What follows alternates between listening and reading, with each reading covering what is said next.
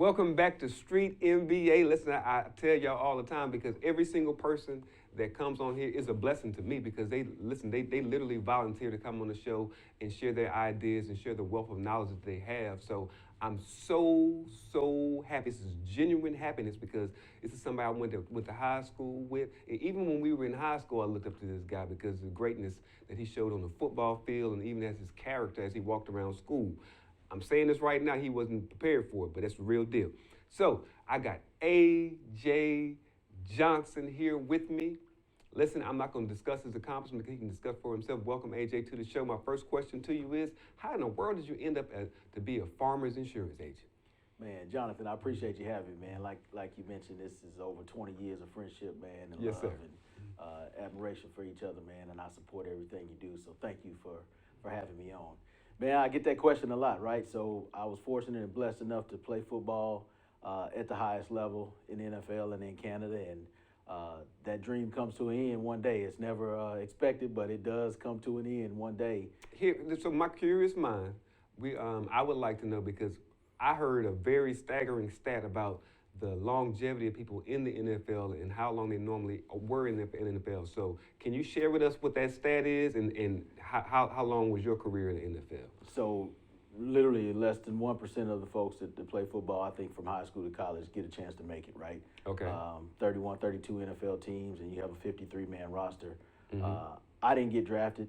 And the average career is about 3 years. I was Whoa, fortunate whoa, whoa, enough whoa. to play 7. 3 years. 3 years, man, and you think about Not that. so. Wait a minute. So the average person isn't like Tom Brady. No. That's been in the league for decades, literally. But you're talking about just 3 years? I heard that stat before too. I'm just making sure our audience understand what we're talking about. That 3 years is the average length of a career for an NFL player. That's it. And you think about that in anything that we do in our everyday life.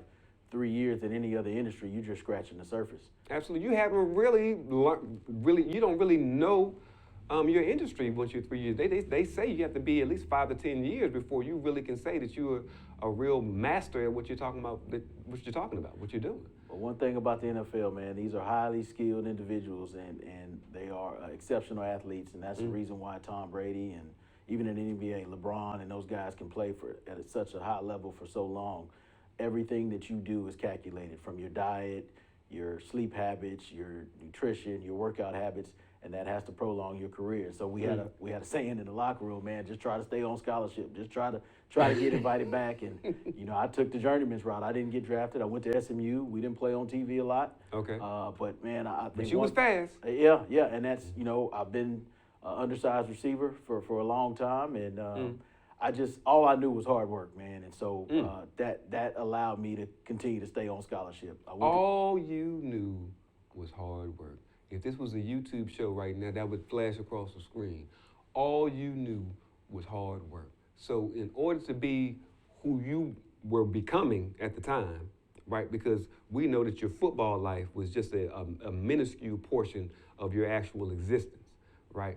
But some of the things that was instilled in you, I would imagine prior to football, was all you know is hard work. Listen, that's not a common saying right there, sir.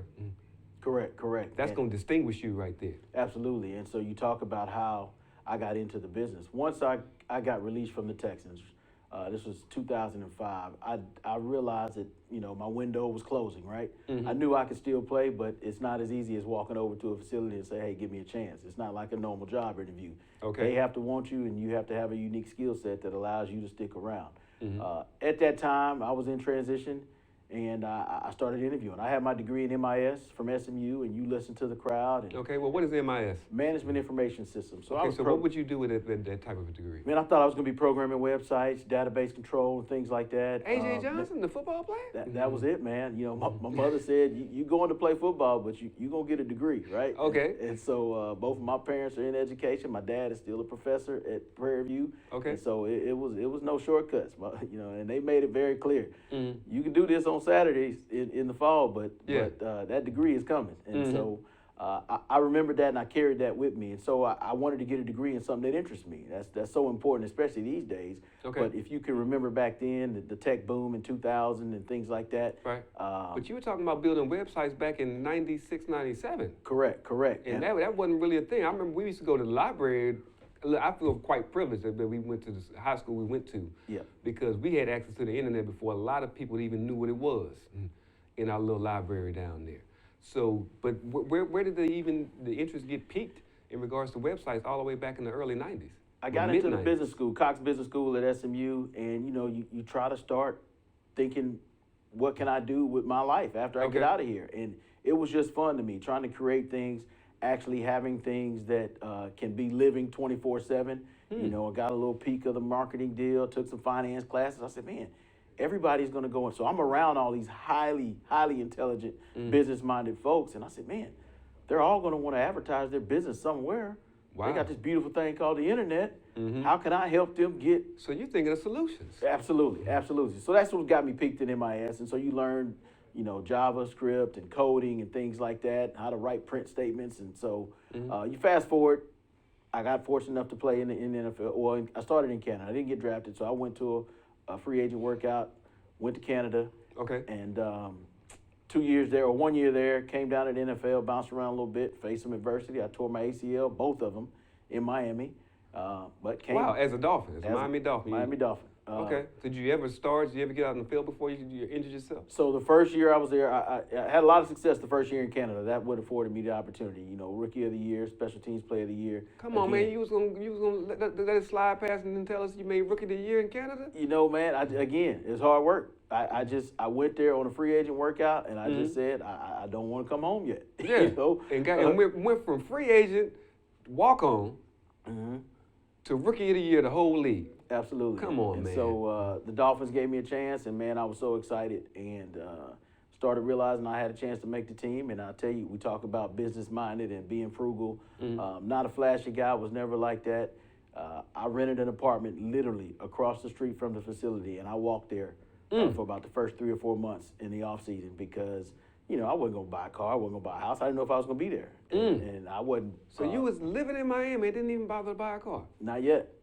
And so tore my ACL about 2 days before the first preseason game, and that was in practice, non-contact, and devastated, man. I mean, I literally 22 years old, 23 years old, called my dad, man. I was just crying, and so he said, man, you gonna come back? What you got to do? Do what you got to do. And so. Rehab, came back, man, and at that point, I knew I had the skills to play in that league. So where'd you go in during the midst of your rehab? So you had to really uproot yourself, make some changes. Well, you stay there. So you again, stayed there in rehab. It's a big business. They pay you to stay there. I got put on injury reserve, so I was afforded the best medical doctors and treatment. I was able to work out with the team for that remainder of the year and stayed there in the off season. And I think it was a blessing in disguise because I got to view what it was like to be a pro. I watched these guys every day prepare for games. I watched these guys take care of their body. I watched these guys study in the film room. And so I had a chance to kind of look at that. And I came back with a whole different mindset the next year. Made the team, right? And was a starting punt returner. And about halfway into the season, we're in a punt return to kick in Kansas City. I got hit, man, tore my other ACL. And there we go again, devastated. I'm like, man, this is over. Wow. Right? We talk about the 3 years, right? Right. I'm 1 in Canada. Right. 2.5 or 1.5 in the NFL in Miami. Got cut, but I got signed by the Jets. And so kept going. But we fast forward, and I know now this When did you buy a car? Yeah, so I made that team. So here's the story there, man. And then again, a lot of my friends will witness this. I drive around, man. I go to the BMW dealership. I go to the Mercedes dealership, and I start looking at these car notes. And I'm like, man, all right. $900, $700. I said, man, that's kind of, I got it, but man, I don't want to put that on the car, right? Right. Listen, you were a sober young man. And so, because a lot of young men, if they had it in their bank account, they spending it. Nah, man, hey, look, man. So you had a pretty solid foundation going into there. You've already mentioned your parents a couple of times, so obviously they played a role of mentorship in your life. Can you talk to us a little bit more about that? Yeah, man. So, again, my dad was a coach, right? He coached at Prairie View, coached at TSU. And so I was around athletes a lot. My mom worked at Houston Community College, 41 years, the only job I ever known her to have. And so I saw two parents get up and go to work every day.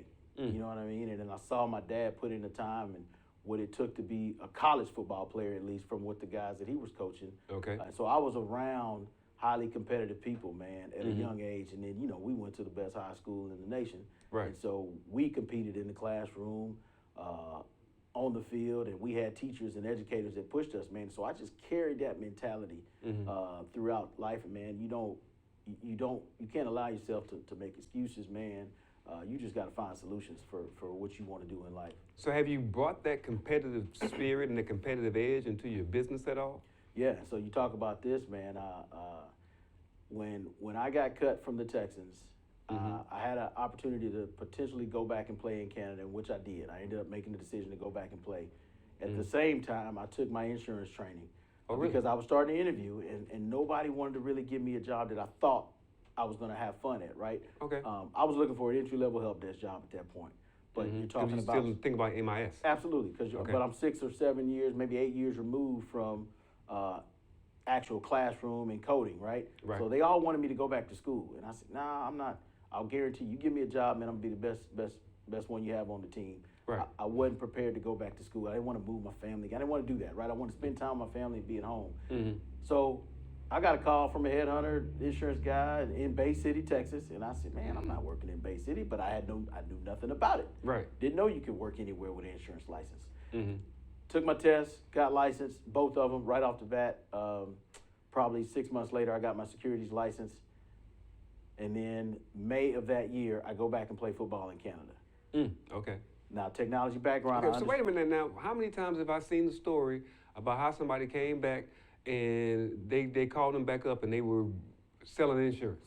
Yeah, right. So I think I've asked you this before, but of course not on camera. How does that happen that so many athletes end up in the insurance industry? What is the correlation? Where does that come together at? Well, the competition, number one, and I think you're used to betting on yourself. I've been around, and I try to surround myself with highly competitive people. Okay.